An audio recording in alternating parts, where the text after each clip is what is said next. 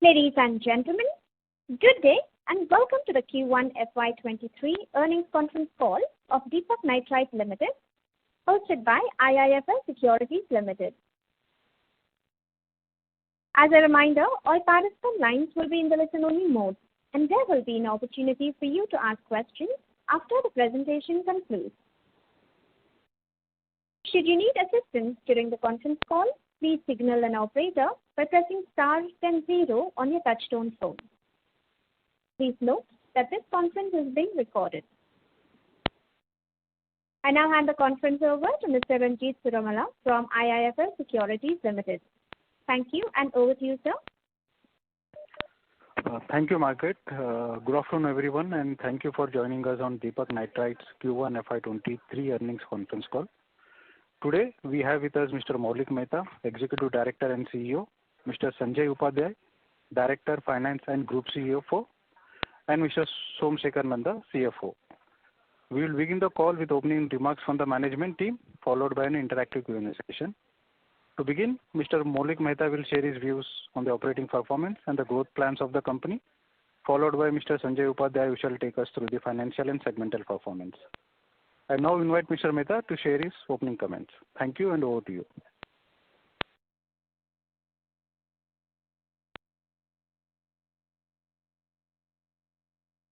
Members of the management, please unmute your line. We cannot hear you.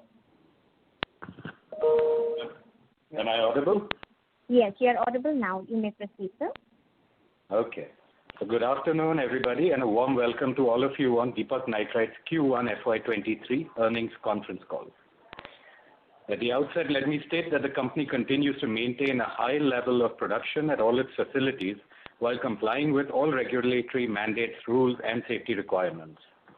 The health and well-being of our employees and the community within which we function continues to be of the utmost significance to us. Moving on, our results documented were shared with you earlier, and I hope that you've had the opportunity to glance through them. I will initiate by taking you through the key financial and operational highlights and how we are preparing ourselves for the upcoming year. Mr. Upadhyay will then present to you a more comprehensive financial overview of the period under review. And then we're open to a Q&A session. Our business model continues to be tested with various operational and macroeconomic challenges, and I'm pleased to report that we have emerged stronger and more confident. Increased capacity from incremental investments and sustained demand from end-user industries continue to drive growth, both top line and bottom line, through the company. The heartening part is, we at DNL, almost 40% of our top line has been contracted, and at Phenolics, 20 to 25% of the top line has been in contractual agreements. Deepak Nitrite has delivered a resilient performance in Q1 to kick off fiscal 2023 on a positive note.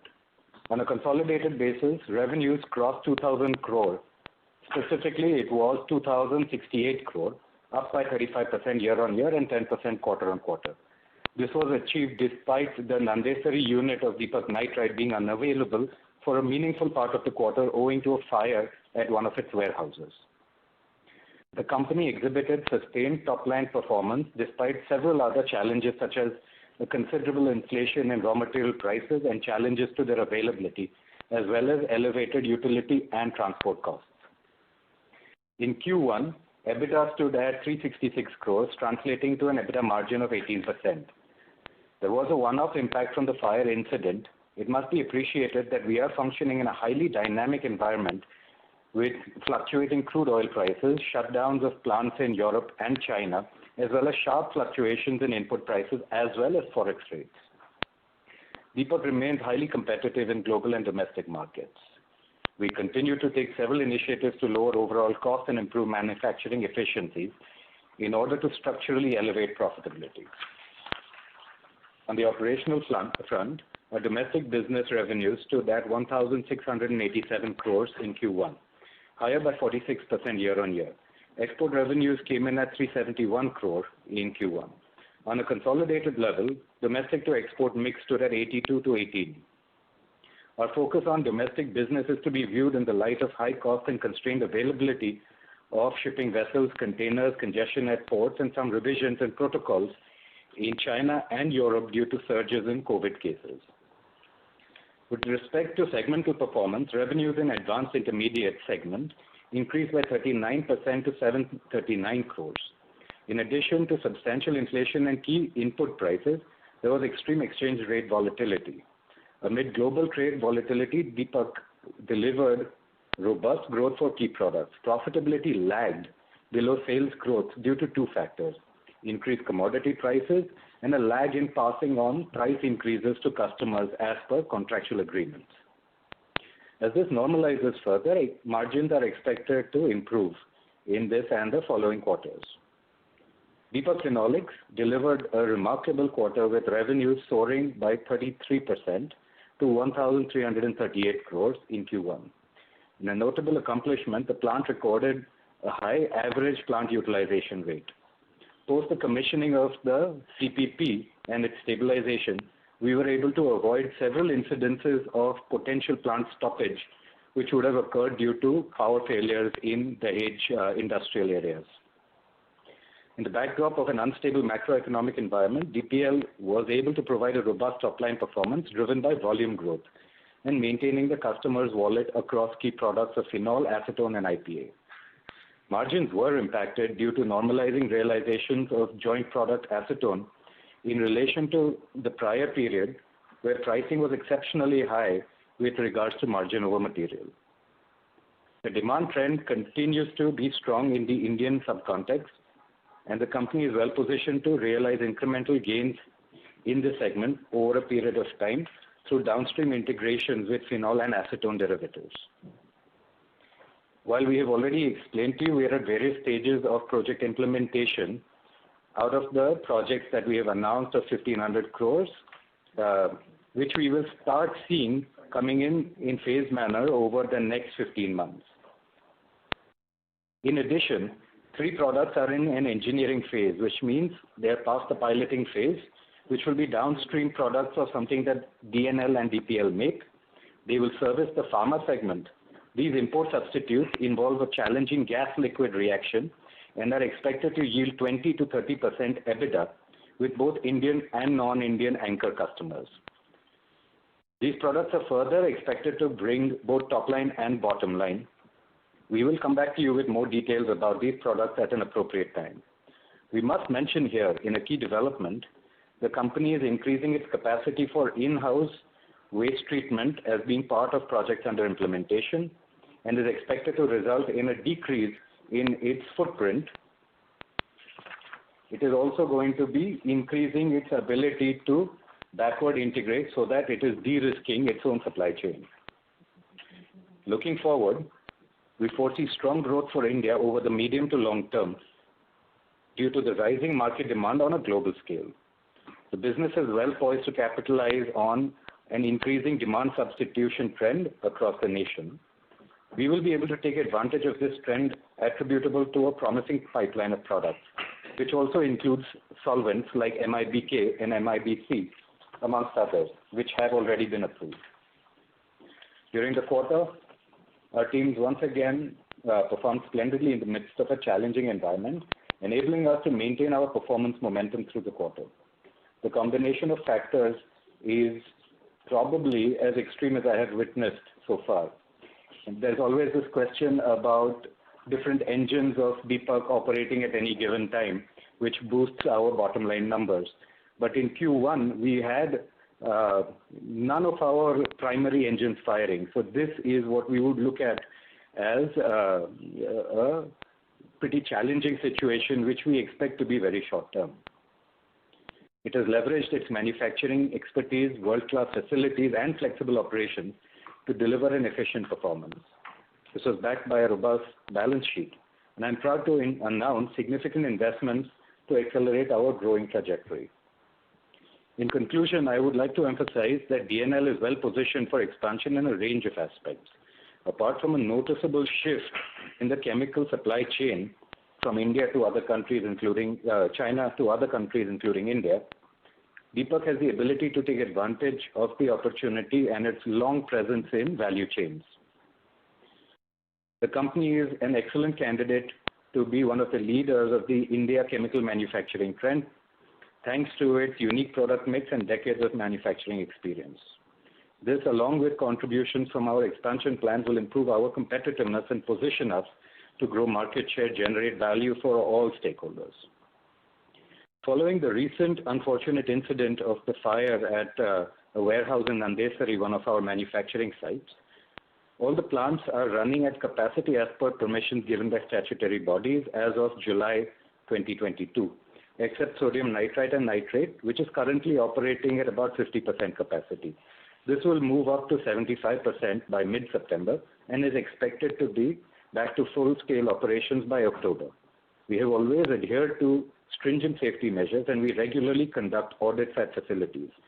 Despite these rigorous practices, these incidents clearly indicate the challenges prevalent in manufacturing and storing hazardous products and inputs, and also the high standards of care required in handling such materials. We pride ourselves on a commendable safety record, and we will work to further tighten our processes and protocols wherever possible. Those of you who participated in our virtual AGM on the 3rd of August would be aware of the new directors being appointed to guide us through the next wave of growth. In management changes, Mr. Sanjay Upadhyay, who served as CFO of DNL, is now being elevated to Group CFO. Mr. Upadhyay will now address this forum and take you through the financial performance. Mr. Somsekhar Nanda, who is also on the call, has been designated as Chief Financial Officer for Deepak Nitrite Ltd. Thank you, Maulik. Good afternoon, everyone, and thank you for joining us today on Deepak Nitrite's earnings call. I'll walk you through the highlights of the financial results for the quarter ended June 30, 2022. Before we start discussing on the financial numbers, a key development to share with you is the reclassification of business segments, as the businesses have undergone a lot of changes over a period of time, whereby interdependence of processes and products has increased. Hence, due to the increasing number of facilities catering to multi-products, integrated production processes, and similar economic characteristics of products and business scenario, the company and the chief operating decision maker reviews the group performance in two business segments and distributes resources based on the value generated by these segments. Due to this merger of SBUs, group's operations are now reported under two business segments, Advanced Intermediates and Phenolics, in accordance with Ind AS 108. Now to the business. In Q1 FY23, Deepak performed impressively during the quarter despite challenging scenario environment such as escalating expenditures and persistent volatility in prices of major feedstock. Foreign exchange rates that also was very volatile during the quarter. On a consolidated basis, revenues grew by 35% to 2,068 crores during the quarter under review. EBITDA was 366 crores, down by 20%. Given the normalizing spread across the key products combined with inflationary pressures as well as some operational and logistical challenges, the margin has undoubtedly faced pressure, with the company reporting EBITDA margin of 18% during the quarter. PBT and PAT decreased by 22% to 315 crores and 235 crores respectively.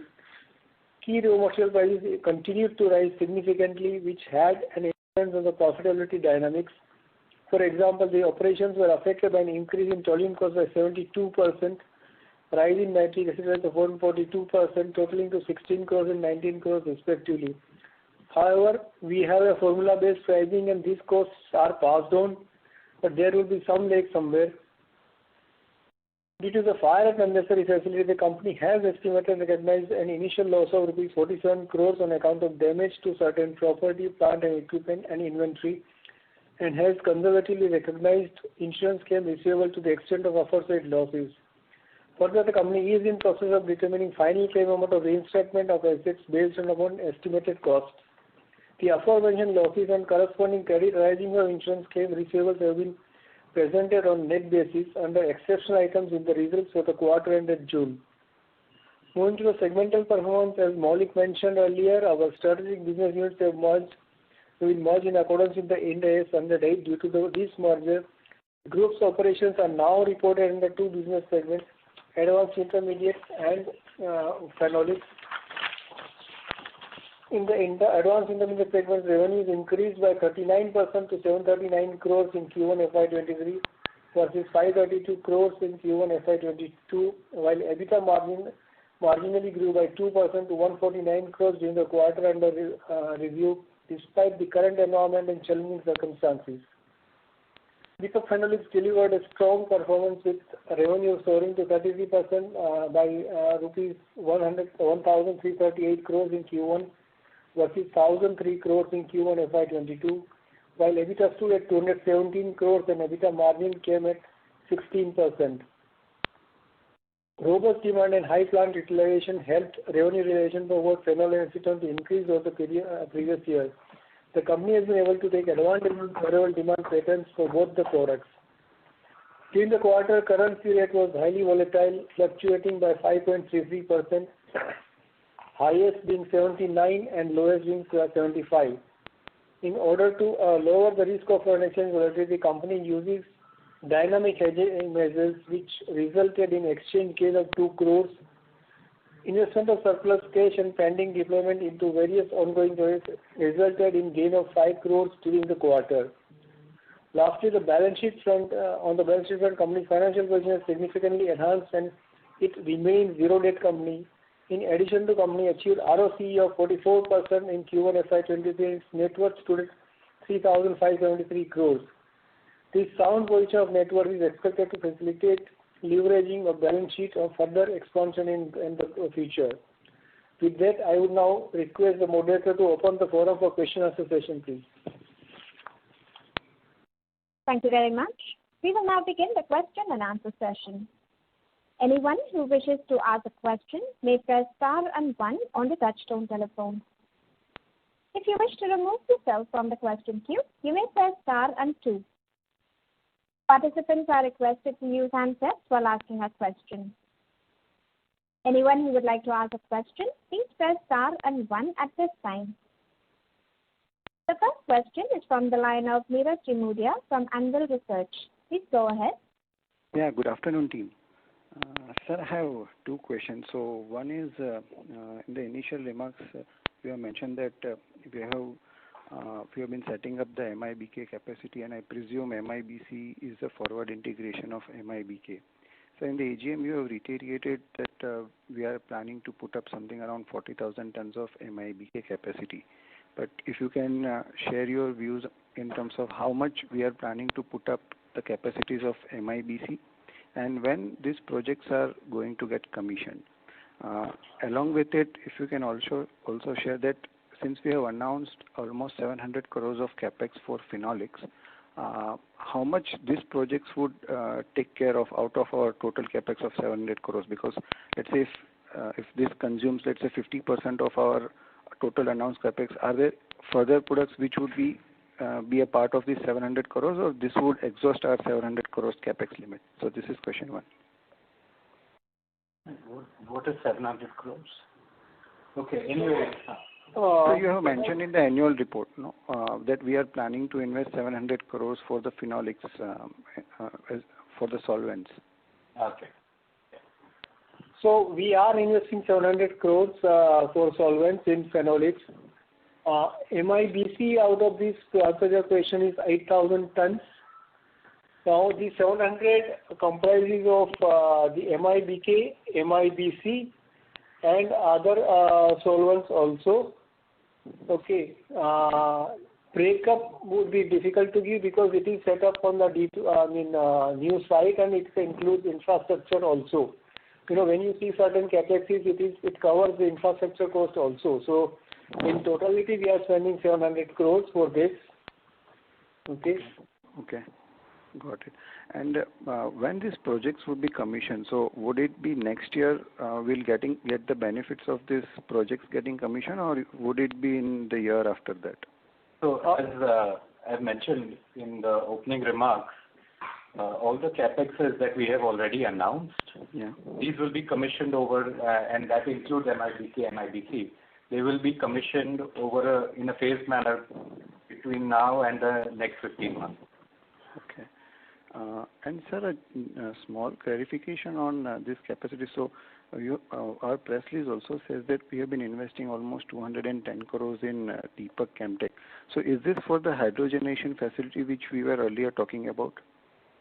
Actually, Deepak Chemtech is a vehicle. It's a HP or wholly owned subsidiary of Deepak Nitrite, wherein the investments are done, including all this. Okay. So this is just a capital infusion by Deepak Nitrite for these projects. Got it, sir. Got it. Sir, my second question is, sir, if we see last 3 years, we have invested close to 820 crores in the business from 2020 to 2022. So some of wood is already there. The benefits also we have started getting in terms of the IPA and the captive power plant of 29 megawatts. But let's say if you can share that out of this 820 crores, if we exclude this IPA and CPP, we would have invested something for the brownfield expansion for our standalone businesses. So how much of this benefit of this balance capex where we have done for the brownfield expansion is already we have accrued, and how much it would be accrued over next 1 or 2 years, considering an asset turnover of 2 times, which you have mentioned earlier in our calls for our brownfield expansions? So in Deepak Nitrite, the brownfield expansions are not included in the total capex amounts that we have shared. Okay. Those are done as a matter of process, and we don't get into a discussion about the capex amounts and the volumes. We retain our ability to be world-class suppliers. So as our demand grows, we maintain our wallet share and try to see how we can get more wallet share. So any brownfield expansion at Deepak Nitrite is in addition to this. Okay. So, but let's say if we exclude those IPA and the captive power projects, where was this balance amount being spent into? If you can give some understanding, sir, that would be very helpful. So there was land that there was about 150 crores that was spent. Okay. As mentioned earlier, between the captive power plant and the IPA, we spent a total of about 300 crores. Okay. And there were others which were brownfield, which have been between mostly in Deepak Nitrite, Okay. which have had something between about 80 to 100 crores. And there is always incremental capex that is in Deepak Phenolics to maintain a high degree of operational throughput. Okay. So last question, if you may allow me. So we have also mentioned in the AGM that we are going to increase our phenolics capacity by 25%, probably, which will come up in next year. So is it safe to assume that probably the cost of this debottlenecking would be equal to the depreciation what we have been incurring on a yearly basis, or the cost could be slightly higher than that? I mean, there is no correlation between depreciation and the investment. Yeah. What I was trying to gauge is in terms of how much capex we are trying to, because our annual depreciation is anywhere between 180 to 200 crores. I was just trying to get an understanding about the amount we are intending. That question, but then it's not nowhere near 180 to 200. So Okay. don't worry on that. Okay. So is it safe to assume that the amount would be lesser than that, sir? Yes. Okay. Thanks a lot for answering the questions in detail, and all the best, sir. Thank you. Thank you, Neeraj. Thank you. Ladies and gentlemen, in order to ensure that the management will be able to address questions from all participants, we would request you to please limit your questions to 2 at a time. Should you have a follow-up question, you may rejoin the queue. Thank you. The next question is from the line of Nitin Shah from Value Quest Investment Advisors. Please go ahead. Yeah, thanks for the opportunity, sir. Sir, my question is on the, we have put in the presentation as well that the input cost for a lot of our raw materials have gone up substantially. And now, how do we see this situation post Q1, and whatever the cost pass-through that we would have done, do we see that for the rest of the year, the margins would improve from here on? So the largest raw material purchases that we make as a group are into petrochemicals, benzene, toluene, propylene. And those saw a significant spike in Q1. And they've reached numbers which, in recent memory, they have never reached. and they have already started to soften in line with prices of crude that we are seeing. So while there is a pass-through, we will start to see some benefits of that moving forward. But anyways, the margins hopefully will start to strengthen in the near to medium term because we're seeing a decrease in the price of raw materials. In Deepak Nitrite on a standalone basis, we also consume a large amount of ammonia and nitric acid, which is based on ammonia. This has just as much seen a significant spike along with caustic prices. And I think that this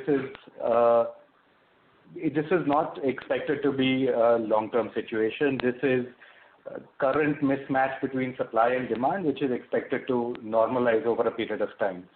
Nonetheless, the company is also taking various steps to ensure that over a period of time, it increases its ability to have some level of self-sufficiency. And customers have been very, very supportive in that sense. So we have not really lost market share despite these high and temporary increases in raw material. We continue to be key suppliers to all of our customers in these downstreams. Understood. Sir, my second question is on phenol. So at the AGM, we had mentioned that our capacity now stands at around 250,000 tons, and we are planning to expand this capacity further. So what would be the quantum of expansion and the kind of capex that we would be spending on it? Right. So this was already asked. Basically, while the capacity does stand at 250,000, this is part of the process. Our original capacity was less than that, and taking it to 250 and then further on, adding maybe about 15 to 20,000 over and above that will be done in in short course, and maybe over the next quarter or 2 quarters. Any further increase will be done over a period of the next year or so.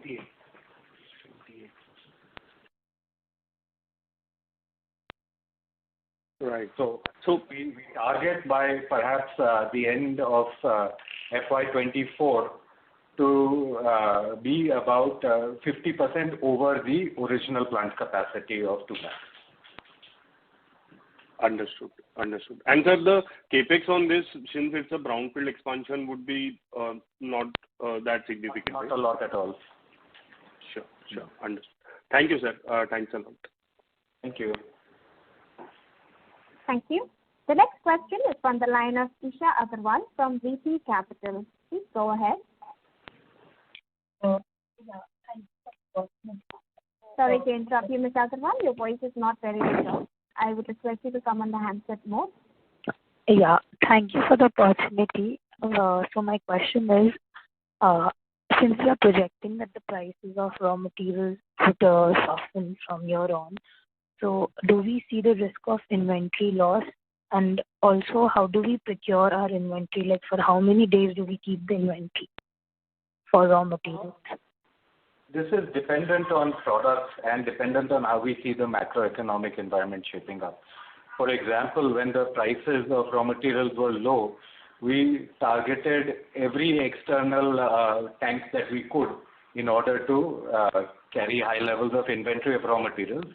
In such an environment where the raw materials are high but coming down, then the goal is to see how little expensive raw material you can carry, because you're expecting it to be much better.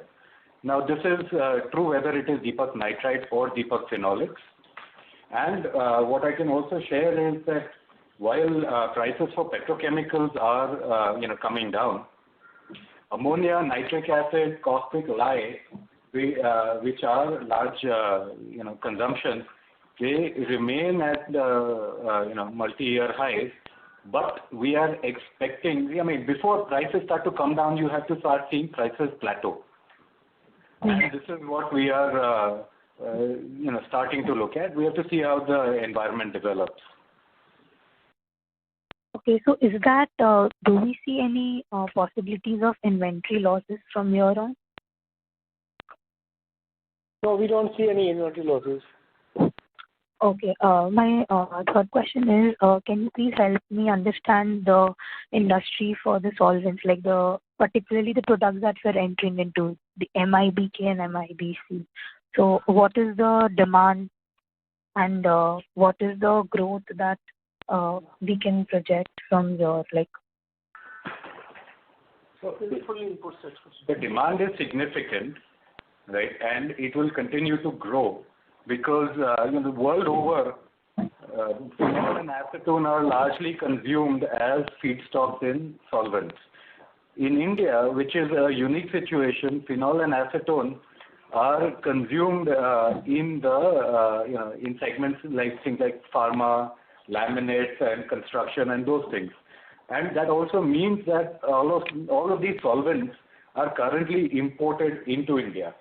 So the import volumes are significant. What we are looking at putting up, our 40,000 ton capacity with 8,000 tons of MIBC will very easily be consumed by the Indian demand. And over a period of time, like we did with phenol, we would see how we can look at debottlenecking. So we genuinely see no problem in supporting the Indian supply customers. Also, along with the fact that there are no other domestic manufacturers of the same. And this is for MIBK, MIBC. Even the other solvents that we're looking into as downstreams of phenol and acetone are actually entirely imported today, with I think 5 to 10% growth CAGR expected in consumption. Okay, thank you so much. Thank you. The next question is from the line of Rohan Gupta from Edelweiss. Please go ahead. Yeah, hi, sir. Good afternoon. So a couple of questions. First is on our capex, which we have talked about a little bit in our AGM in polycarbonate, that is a forward integration in phenol. So I just want to understand that how much you think that there is a further investment opportunity in polycarbonate or even some more phenol derivatives which we have been talking about. So definitely that one plan we have already announced. But what I want to understand that how much investment potential you see over next 4 to 6 or 8 quarters we can put in this phenol derivatives, including polycarbonate.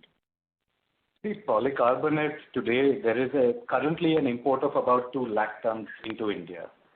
Right, and this is expected to grow. As I mentioned, Rohan, world over, phenol and acetone are largely consumed into the polycarbonate segment, but India imports all its polycarbonate.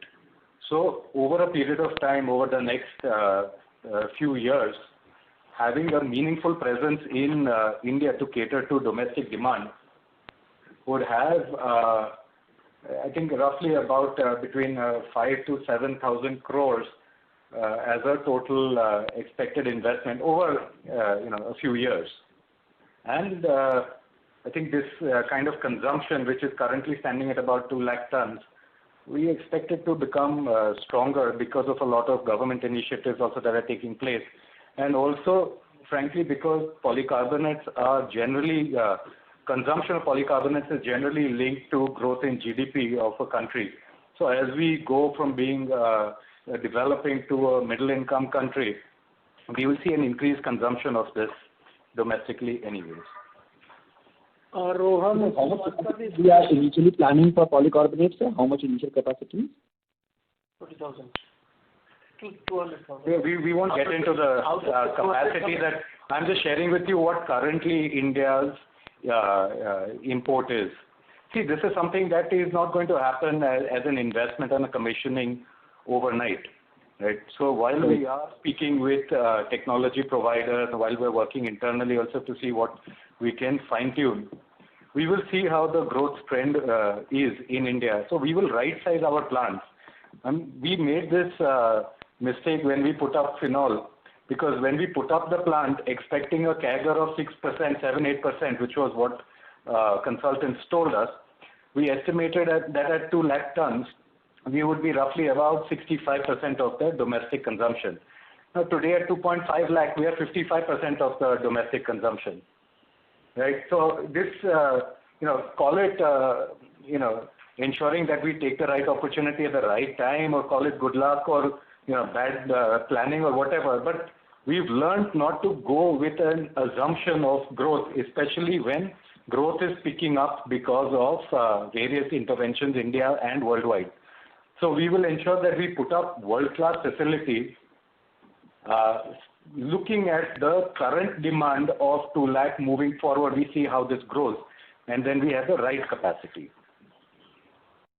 And sir, some clarification, what you mentioned in the 5,000 to 7,000 crore kind of investment, it's only related to only polycarbonate which can happen, or you are talking about complete downstream of phenol? Rohan, that's what I was trying to explain. This should not be seen in isolation. 6,000, that's a potential investment what we can have. Polycarbonate will again, it's a total downstream what we are talking. So that has been our strategy, and we have been discussing about it for quite some time. So phenol downstream going up to polycarbonate. This is how we will go. So the whole this thing will require around 6,500 to 7,000 crores based on current estimation.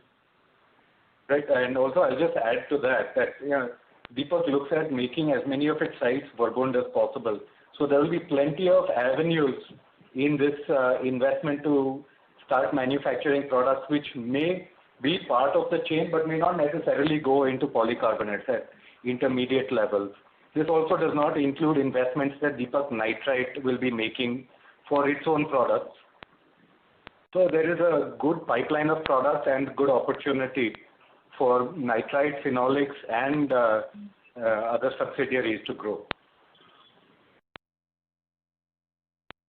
Okay.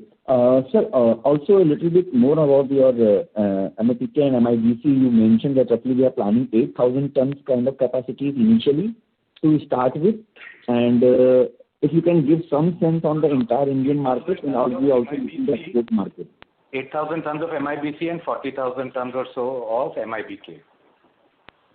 Okay. And this is only going to cater looking at the Indian market, and what kind of size and potential, and also are we looking at export opportunities in this?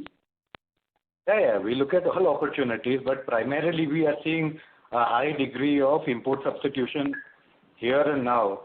So this is the current Indian requirement. And as and when, last 2 years, we have also taken opportunity to export phenol when we felt that there was value in doing that. So it is not like we are averse to it, but we already see a local and present opportunity.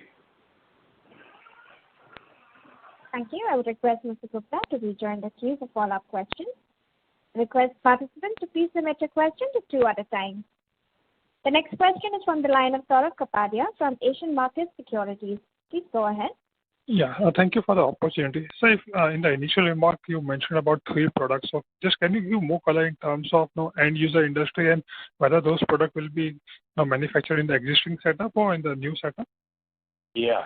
So these are products which are downstreams of Deepak Nitrite's existing products and Deepak Phenolics' existing products. They will be manufactured in sites that we already have, including the newly acquired site at Dahej. They are largely catering to the pharma segment, and they are, they utilize this very technically challenging gas-liquid reaction as compared to the other standard processes that are there everywhere else in the world. So they are highly efficient, very low footprint in terms of energy and water cost, and very, very efficient in terms of any byproduct that is generated. Over and above this, as I mentioned, we are targeting something like between 20 to 30% EBITDA, and these are import substitute products. Okay. So are these a contractual product and we are the second supplier, something like? So these will have anchor customers. We won't get into discussions right now about contractual agreements and this, that, but we will have anchor customers. Okay. So the second question is on the expansion on the fluorination, photochlorination side. So if you can provide some more color in terms of the products and maybe at R&D stage and also on the plant commissioning timeline. Yeah, sure. So to answer your last question first, the plant commissioning will be over the next 15 months, but it will be less than that. I think for these plants, it will be over the next 10 months or so. Nonetheless, with regards to products that we are getting out first, these are products where there is already an existing market, including Deepak Nitrite. So part of it will be self-consumed and part of it will be sold outside. And this is actually photochlorination. The way that we are doing it is an extremely tricky and challenging process, which requires a very high degree of technical competence. Along with that, we have also the fluorination setups that we're putting in. These are what you would call up-engineered setups. So while they can manufacture the base, the products that we are tying up immediately, they also have the capability to manufacture far more complex molecules, which require very different environment, whether it is in kind of pressure or temperature or material construction. So between these and unit processes that we are putting up in the edge, whether it is processes like diazotization or nitration or reduction, which we are already competent in, there are actually a range of molecules that we are getting into by considering these as platform technologies. So we've made these plants relatively multi-purpose. We are starting off by consuming partially the output as well as selling it in the market, and we are working with customers in order to supply them smaller, higher value of intermediates using these plant processes. Okay. So just last clarification on the insurance claim side. So have we accounted anything loss of profit amount in the current quarter? No, we have not. Okay. Thank you. And all the best. Thank you.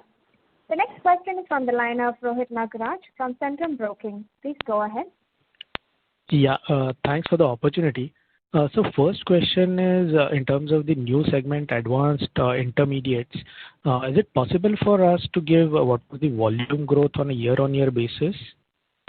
Actually, this is not a new segment. We had 3 segments, but it was creating a lot of confusion because our products are such that it's our integrated products and the chemistries are similar. So over a period of time, the plants are also multi-product plants. So it was creating all kinds. So we have merged all these segments into one segment, which is called advanced intermediates.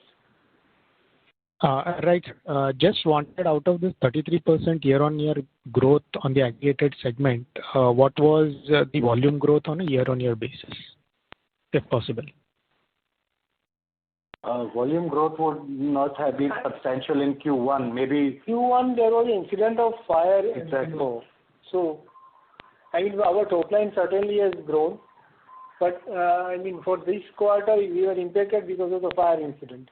Yeah. So one of our largest sites was not operational for pretty much the entirety of 1 month, and we have some impact of fire because nitrite is not running at full capacity, as Maulik explained in his speech. Right. So effectively, the entire growth has come because of the pricing, which has improved over the last 1 year. Pretty much. Right. So the second question is just again harping on the project. So we have indicated 1,500 crore projects over FY23 and FY24, out of which you've already explained 700 crores in Deepak Phenolics for solvents, about 200 crores in Deepak Clinic, which has already been invested. And so out of the rest, say 600 crores, where on this will go? Partly it will go into brownfield expansion of Deepak Phenolics, and what will be the other part which will go into other segments, sub-segments? Thank you. It has various CapExes in that. One is brownfield, of course, debottlenecking of Deepak Phenolics. It has backward integration of Deepak Nitrite, few of the products. There are some debottlenecking capacity expansion, and as explained in our speech, we are creating value out of waste. There is a capex on that also. So it comprises of several capexes, which will be, in fact, from next quarter or maybe quarter after that, you'll start seeing the numbers and results of each one delivering on whatever we have said. The bottom line and this you will see from Q3 onwards. And each quarter we have some project commission there out of this 1500. Right, sir, got it. So just one clarification. In the initial remarks, you mentioned in Phenolics 20-25% of volumes are contracted, and in other businesses 40% of volumes are contracted. Is that right? In case of nitrite, about 40%. Value, not the volume. Because when you say volume, it comprises of several products. So it's the value which is contracted. Okay. So it is on value basis. Yes. Yeah. Right. Thanks a lot, sir, and best of luck. Yeah, thank you. Thank you. The next question is from the line of Meet Vora from Axis Capital. Please go ahead. Opportunity. So just 2-3 clarifications. One is on, we are saying that we are proposing to add new capacities of our key raw materials. So which raw materials are these, and whether they will be in phenolics or they will be in nitrite? We don't go into those details. What I said is that we are ensuring that between upstream integration and downstream integration, we have investments, as I mentioned, in both, where we will be looking at de-risking part of our supply. So we continue to be present in the market as customers, and we see what we can do to de-risk ourselves internally as well. Sure. And on the brownfield expansion of select products, these will be phenol acetone 25%, which we are saying, or they are also in our nitrite section as well, as in sodium nitrite, sodium nitrate? Yeah, both. It is in sodium nitrite also. Okay. And one last question. Since we are seeing that our sodium nitrite and nitrate capacities are operating at 50% capacity right now, I believe the downstream of this might be going in our fine and specialty earlier classification. So is that segment as well affected, and that will also see a gradual ramp up in next 2-3 quarters? How does this go? So that other segment will not be impacted. We will ensure that other segments run as per the requirement and as per the capacity. That won't be affected. Sure. Thanks. That's all from my side. Yeah. Thank you. The next question is from the line of Krishan Parwani from JM Financial. Please go ahead. Yeah, hi. Thanks for the opportunity. So I have 2 questions. So one is that you need roughly about 8,000 tons of MIBK for 8,000 tons of MIBC, more or less. So external MIBK could be 30,000. Is that MIBK is 40,000, MIBC is 8,000. So these are all external sales, you are saying? No, this is the capacity built up, and as Mr. Upadhyay and Mr. Maulik said, these are all import substitute products. So they will be all market sales. No. So I meant is that to make 8,000 tons of MIBC, you would need 8,000 tons of MIBK. Yes. Correct. So if your capacity is 40,000 of MIBK, then external sales at, let's say, 100% utilization could be 32,000 for MIBK. Is that correct? Yes. Correct. Okay. Fair enough. Thank you. And the second question is on the other products in that phenolic chain. So are you also planning DA and ethylene glycol? And what about BPA and cyclohexanone? So until we tie everything up and we announce it, it would not be prudent for us to discuss specifics about products which have not yet been announced. So, okay. So just to follow up on that, sir, is that so? Whatever 700 crore capex that you're mentioning would be coming over, let's say, next 15 months. So the other products are not part of this capex, or are they part of this 700 crores? So beyond what we have said is not a part of this capex, because we have already said whatever capexes are already lined up. Okay. Oh, fair enough. Thank you so much. Thank you so much, and wish you all the best. Thank you. Thank you. The next question is from the line of Nitin Somani from Fortune Capital. Please go ahead. Yeah, thank you for the opportunity. I have 2-3 questions. First, my question is about the market size of phenol and how it is growing. You're asking about phenol? Yes, yeah, phenol. Okay, so there is a separate answer to that with regards to India and a separate answer with that with regards to the world. So in India, which is largely dictated by end segments like construction, infrastructure, pharma, auto, there is certainly the visibility of a reasonable demand resurgence, because the last couple of years were more uncertain with things like COVID and global uncertainties. But in India, by and large, there is generally a slightly improved temperament. That said, worldwide, there is, because of what is happening in Europe, for example, intermittent COVID outbreaks in China, there is certainly a disturbance that is taking place. Now, what happens in India doesn't really, it cannot just be handled by what happens in India, because there is a significant import as well. So as as there is a gap sometimes where the production capacity, the effective production capacity is more than the effective consumption, you will have prices that may be on a declining trend for a period of time. But if you see that there is a higher demand than production because of, again, a mismatch, then you will see an increasing price trend. And one way or another, this will come to India. It is certainly a little bit mitigated because of things like the dollar-rupee hedge, or the amount of time that it takes to travel from wherever in the world to India, all of those things. Those are the areas where Deepak, along with its operational expertise, is able to take advantage of. Nonetheless, this is one of those points where we are seeing such volatility globally that whatever answer I give you right now may turn out to be absolutely not true just 2 weeks from now. Yeah, got it. My second question is about how you choose your new products, and what is your new product lines other than the you announced NMD. Let's start with the ones that I announced. Yeah.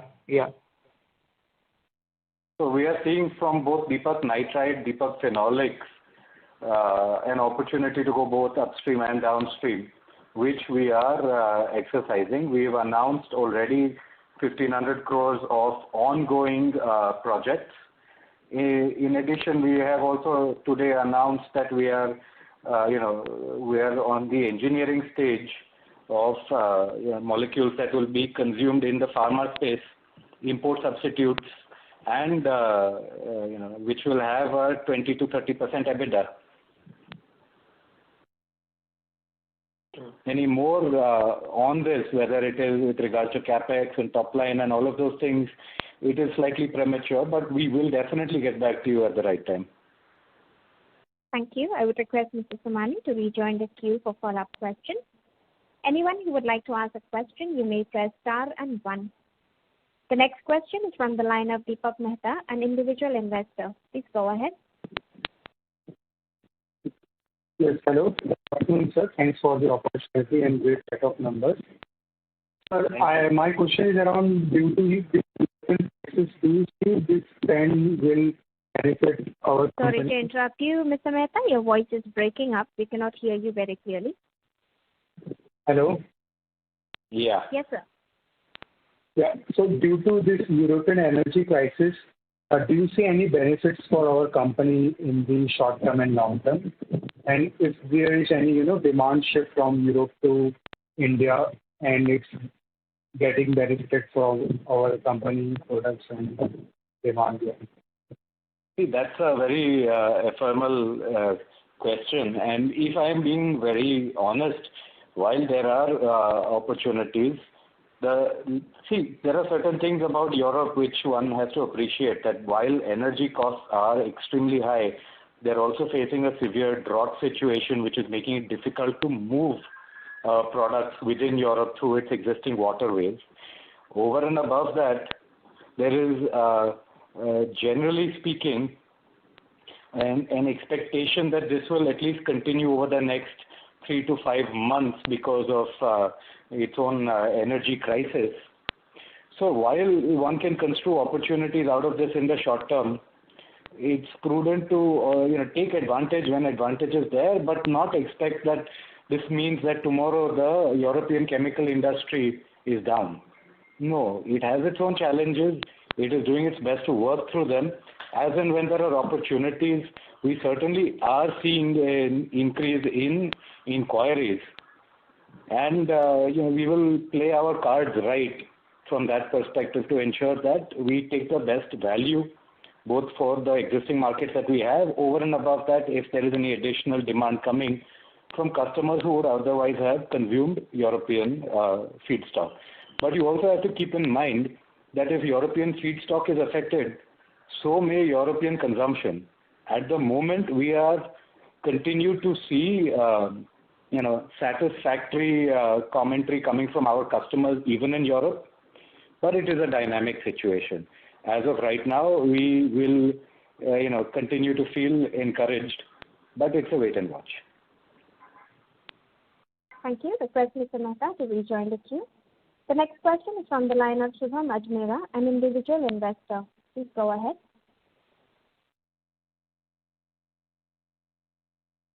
Shubham Ajmera, an individual investor. Please go ahead with your question.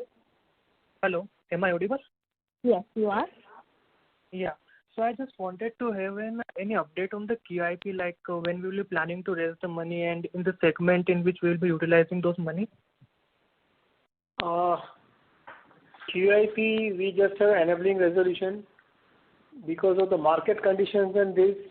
We will launch as and when required.